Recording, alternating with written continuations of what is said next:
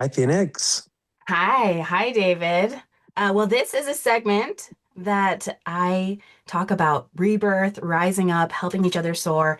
So we've got David Archuleta on with us talking about his new book. Hi, David. Hi, Phoenix. How are you? I am doing pretty well.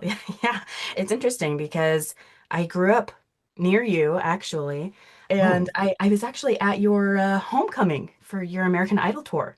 my goodness, you were Isn't there. that crazy? I know. It's crazy. Wow. You probably meet a lot of people that are like, I've seen you or I've met you, and you're like, I've never met you.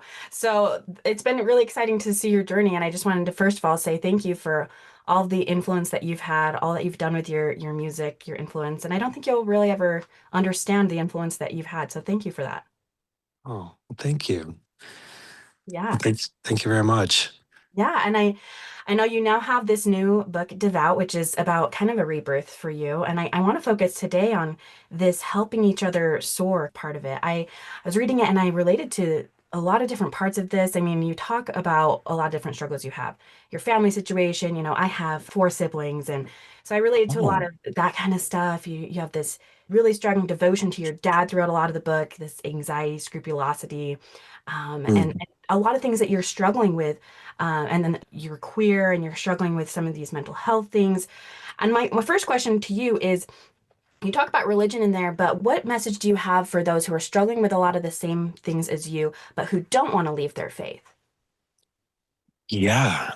So I would say it's really important to take a step back. And I think sometimes it's really scary to get to know ourselves because we think we can be really harsh and critical on ourselves and think, I'm not good enough, I'm not worthy, and these are all the reasons why. And I think it's really important, especially if people are trying to practice and still be in their faith and their religion. I think it's really important to know, like, just remember you're not the judge of that.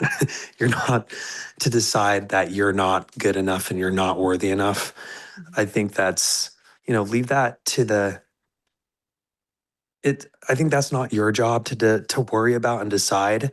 And so stop being, if you are really critical and harsh on yourself, stop. And I know that's hard to it's easier said than done, but I think I had to learn how to not be judging myself so much. Yeah. And I had to let myself just come forward, and I just had to, like, let myself, it was almost like holding myself in my hands and looking at who I was just fully transparently and not judging that, and learning how to just hold it and just embrace it and hug my like who I was, and the parts that I was so afraid of and even disgusted with, um and just say, like, learn how to say, like, hey, I can, every part of myself is worth loving, even if I don't believe that. I had to tell myself. And when I finally started learning how to do that, I had to kind of force myself, because a part of me was really, I was so used to rejecting who I was, and rejecting a part of me, that I was like, I will never be lovable until I get rid of this part of me. And when I finally learned, it was actually like through an experience in prayer that I had, where it was just finally like, David, you need to learn how to love even this part of you, because if you believe in God, God loves this part of you too. And I know that's hard to understand. And you've interpreted, like, things that were said in church that convinced you otherwise. Mhm. But this is what God's trying to help you understand, is he loves this part of you that you hate so much and are so ashamed of. Yeah. And when I learned that, it was like the first time that I was like, it was almost like I saw myself for the very first time in the way that God saw me. And I needed to go against what I thought was what I thought was, like, the reality of my Mhm. situation. So I would say that sometimes you have to be bold and Mhm.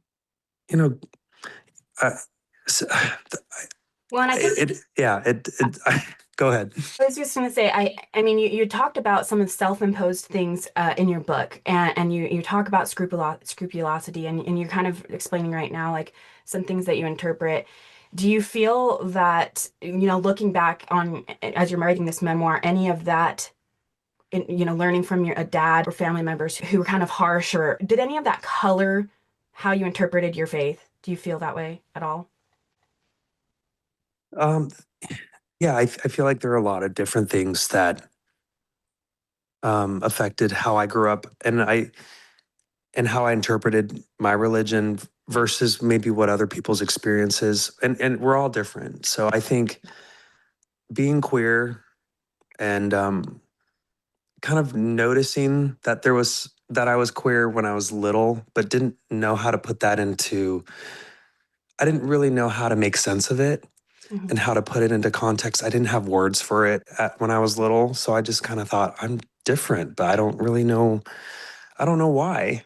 Yeah. And being taught that I was, a child of God and that I was unique and special in my own way, but I also was like, but I'm like, but what I'm hearing, in church is that I'm different in a bad way. And Mm. so I don't know what to think of myself. And then I started getting a lot of praise for being a singer. And, you get I get picked on at school sometimes for being a singer. Yeah. And but then when I started getting like, I was on American Idol and started getting worldwide attention for what I did. I think it shifted, and a lot of people. I got a lot of respect for what I did, but I think it was complicated because my dynamics I had with my dad. Um, that was even hard to put into context because it was a lot of the things he said were influenced by the way we were raised with our religion growing up, growing up Latter Day Saints and or AKA Mormons, and he um, he would say things which I talk about in my book, where he'd say, "David, I am divinely called to be your dad," Yeah. which I believed, but I think it was also confusing because my dad took it Very it was like. seriously. Yeah. Yeah, and almost and obsessively, and he would say, "I am a steward over you, and I can receive revelation for your Yeah. for your career because that's God has called me to be your dad." But I Yeah. think it got a little twisted, And so, yeah, and yeah, I think that you're saying that things got really twisted there for you. I had, I know we don't have a lot of time, but I did have a question for you. yeah. You have these people that were of your faith. A lot of them might have supported you or helped be your support bed. A lot of them probably still follow you and are still of that faith. So my question then, again, going with this, helping each other soar, what would you say to those people who might use this book to weaponize against those who are religious or add to the bullying of people who are religious? I feel like one reason that you were voted on American Idol is not just because you have a beautiful voice, but also because you're kind and people always see this kindness. And I don't know if that's changed about you. So I wondered if you had any message to those people, or if that doesn't really feel like your responsibility, or where are you with that? So one of the things that I started my book with was just this, like a dedication, and one of the groups that I wanted to dedicate my book to were people who grew up in the same religion as me. I said to my Latter day Saint friends who have supported me throughout my career and who are taking the time to understand and read my book, because I know that I talk about things that are hard for people who are raised with the same faith I was raised in to hear. I talk about discussions I had with one of the apostles, with Elder Ballard. I was really close with him, and he'd invite me over for family dinners and birthday parties, and he even asked me to sing at his wife's funeral, and I did. And I talk about that in the book too, and I talk about how hard it was for him to know how to keep our relationship when I started coming to terms with my sexuality, because it was something I was on it. I'd discussed with him since I came out as queer in 2021, and I started talking to him about my sexuality, I think in it was either 2017 or 2018. And, I talk about that in the book. And he had a hard time understanding what to say. He didn't know what to always say to me. And sometimes he would be scared because he was like, I don't know what to tell you. I'm not sure. And I said, I said, if you'd at least listen to, I just want you to listen to what I'm Mhm. going through because I'm trying everything I can to stay here. And I think it's a difficult thing for people to hear because I think people want to know like, well, everyone's welcome in the church and everyone belongs and everyone's a child of God. And I think my goal was to show that it's harder for some people than others to fit in to the community and into the church.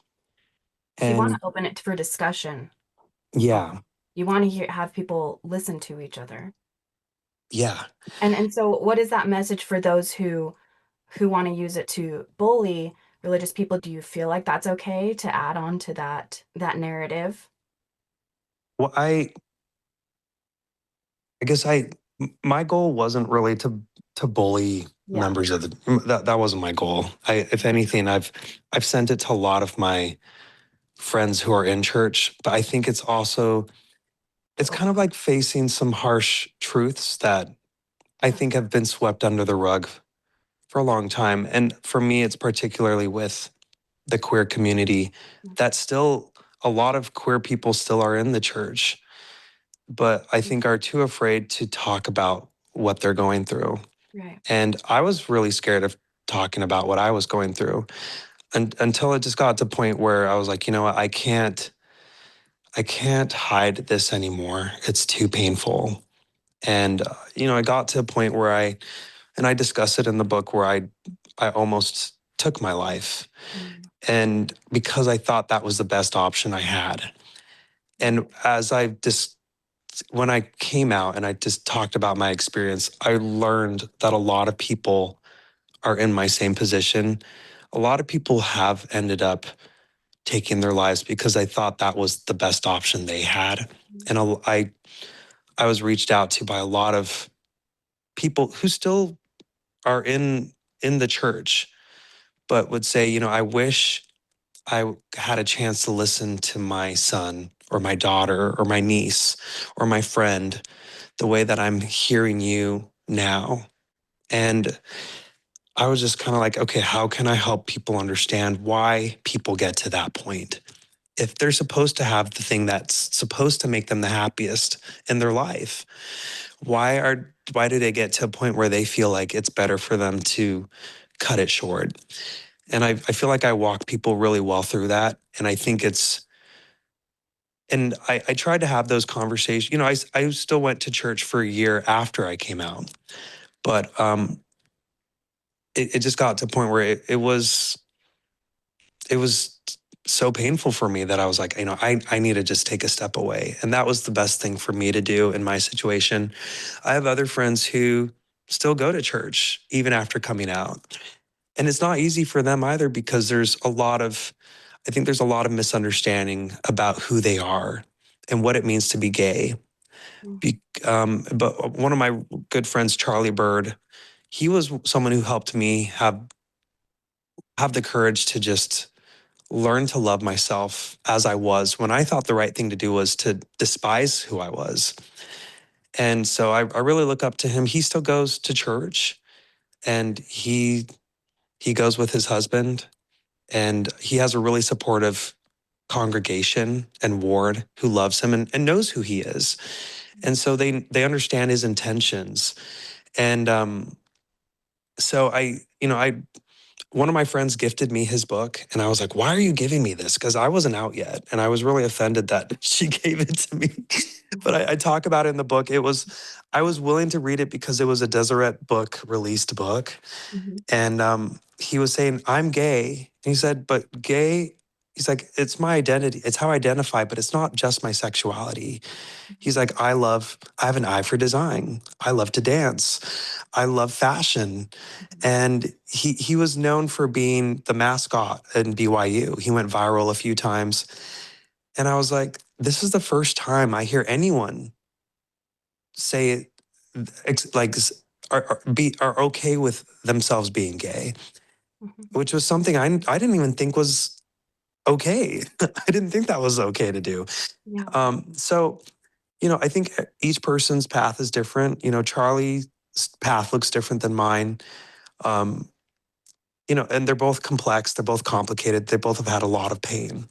And I think both of our goals, wherever we stand, is to help people understand and hopefully help them be more inclusive to people whose stories and lives look different than maybe the majority of people, but it doesn't mean we're any less just because it's different. And some people don't understand different a lot of times because they don't experience that difference, but it doesn't make us less. Right. Okay, well, thank you so much. And you have, without a doubt, have a lot of influence, and we hope that you continue to use your influence intentionally and helping each other soar. Thank you so much, David. Thank you, Phoenix. Good to talk to you. Good to talk with you.